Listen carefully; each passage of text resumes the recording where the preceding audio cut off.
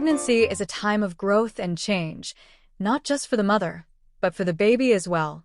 While much is known about fetal development, there's still much to learn about how certain conditions, like ADHD, may affect a baby before birth. In this video, we'll explore the concept of fetal ADHD and the challenges in diagnosing it during pregnancy. ADHD, or attention deficit/hyperactivity disorder, is a condition that affects behavior, attention, and impulse control. When we talk about fetal ADHD, we're not referring to a formal diagnosis, as ADHD is diagnosed after birth.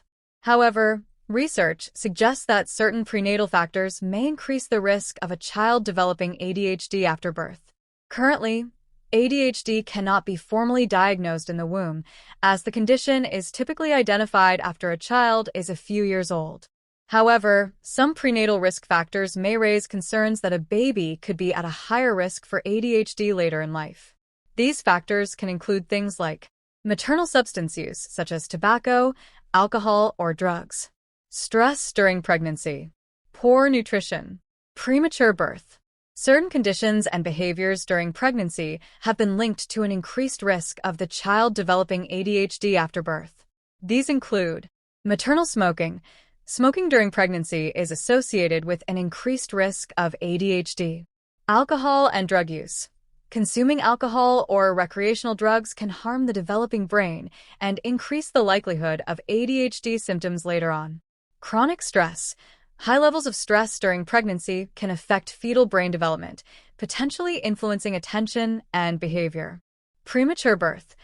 Babies born too early may have a higher risk of ADHD due to incomplete brain development. Although ADHD can't be diagnosed in utero, it may be possible to notice early signs of ADHD after birth. Infants and young children at risk for ADHD may show signs like difficulty staying calm, excessive crying or fussiness, trouble focusing on tasks or activities. These behaviors, however, are common in many babies and do not necessarily indicate ADHD.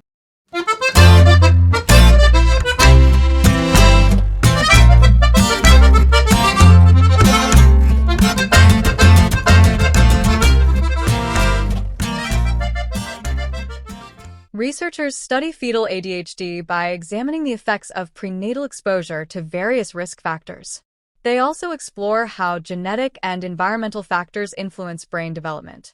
While fetal ADHD is not a diagnosis on its own, understanding these risk factors helps scientists predict whether a child may be at risk for ADHD later in life.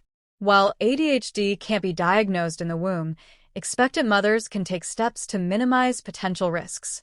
Healthy lifestyle choices during pregnancy, like avoiding smoking, alcohol, and drugs, managing stress with relaxation techniques, eating a balanced diet, attending regular prenatal checkups, can help support healthy fetal development and may reduce the risk of ADHD in the future.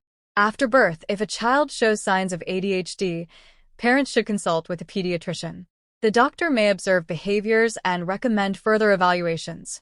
Diagnosing ADHD typically happens when a child is around 4 to 6 years old, as that's when the symptoms of inattention, hyperactivity, and impulsivity become more noticeable.